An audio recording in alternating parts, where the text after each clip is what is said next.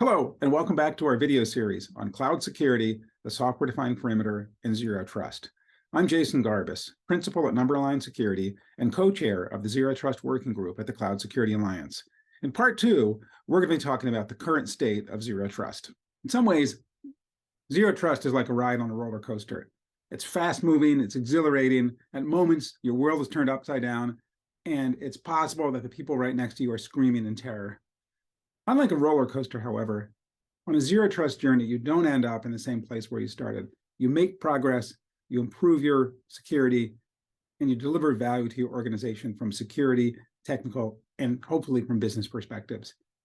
Let's talk a little bit about how we got to where we are in terms of zero trust as a concept and a philosophy and what is now a major trend in the industry.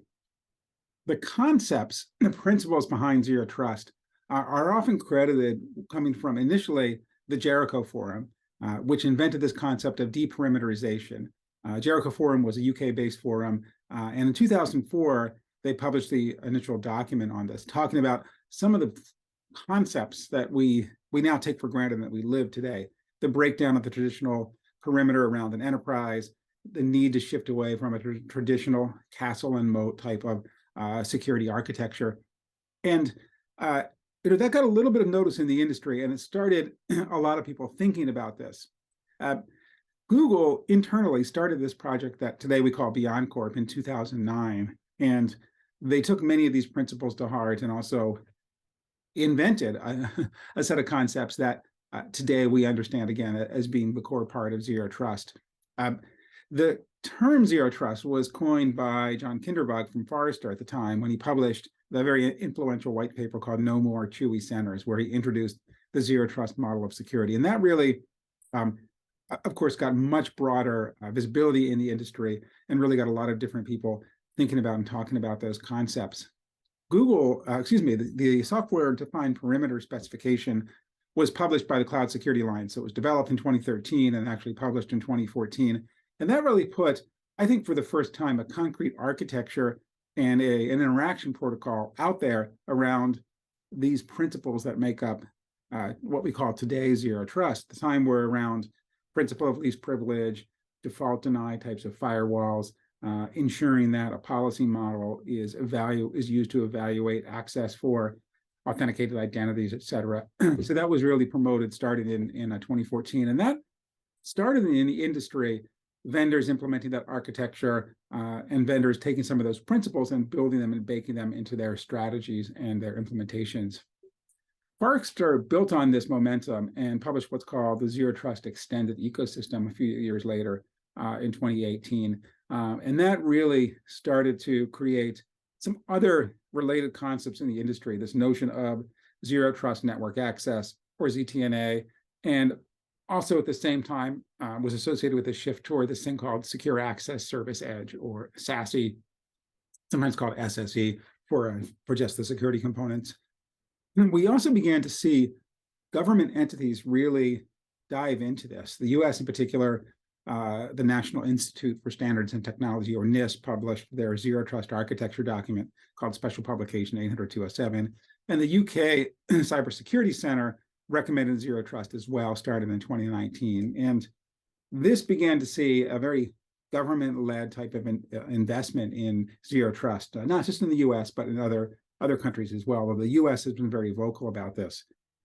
So NIST, as a group within NIST called the National Cybersecurity Center of Excellence, teamed up with MITRE to kick off this implementing the zero trust architecture project in 2020 that involved them, a very comprehensive piece of work, and it's still ongoing, defining an architecture and involving a number of vendors in the security industry.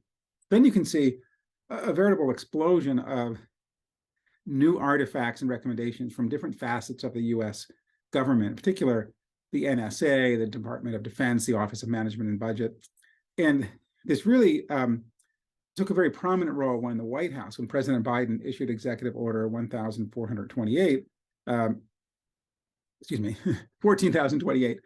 when mandating that the US government's federal agencies and departments adopt zero trust. At the same time, the Canadian federal government also put zero trust on the map as part of their network security strategy. So this is the US government taking a very visible and leading role here. And as a result, we see both the vendor community and the commercial community around the world really embracing and adopting zero trust as an architecture, as an approach.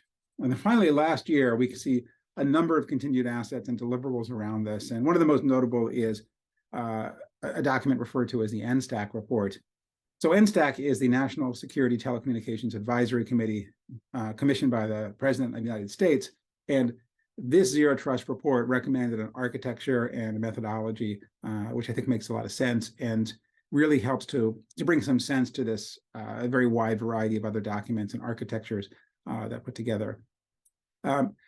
Continued publications from organizations like CISA and NIST and other government agencies like Singapore in particular came out with an explicit adoption of a zero trust strategy.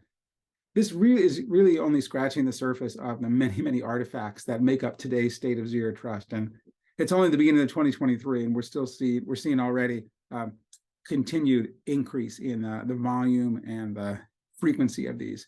And I want to point you to a couple of really valuable resources that will help you navigate this and make some sense around it. So the first is part of the Cloud Security Alliance, and they've created this resource hub here, and I'll take a look at it here. It's available on the CSA website. And this curated set of links and artifacts is organized around different categories of different architectures that come from different organizations, some published books, guidance from US and from vendor and advisory groups, a number of recordings and reports, et cetera. So a really wide variety of useful artifacts that can help you dig into and start to learn about zero trust. The other resource I want to point out is the Zero Trust Market Map. This is created by a group called the Demo Forum in conjunction with and partnership with the Cloud Security Alliance. And what they've done here is they put together a comprehensive mind map, if you will, of the zero trust landscape and functional areas. You can see here just a brief snippet, automation and orchestration, visibility and analytics, et cetera. And for each of these, you can see that they've identified the relevant vendors that are part of this. And for some of these, you can actually see that there are additional assets associated with it. So if you click on one of these, you'll be able to look at and see, okay, here's some interviews, here's some background information about that particular vendor. So I want to thank the Demo Forum folks, in particular, Richard, Anton, Chase Cunningham, and John Kinderbog, who are spearheading this, and their partnership with the Cloud Security Alliance, a very valuable resource to help try to make sense of this extraordinarily complex and fast-moving landscape that we call zero trust. So I hope this was helpful as an overview. Zero trust is a very multidimensional, very fast-moving area, and even those of us who work in it pretty much full-time sometimes struggle to keep up with the changes in the dynamics. So that's the value of a community like Cloud Security Alliance and the Circle community that they put together, is you have the opportunity to meet virtually, sometimes meet in person, talk, exchange ideas, argue about things, and learn from one another, which is what we all need in order to successfully make this really important journey together toward zero trust and improving security of our organizations. Thank you.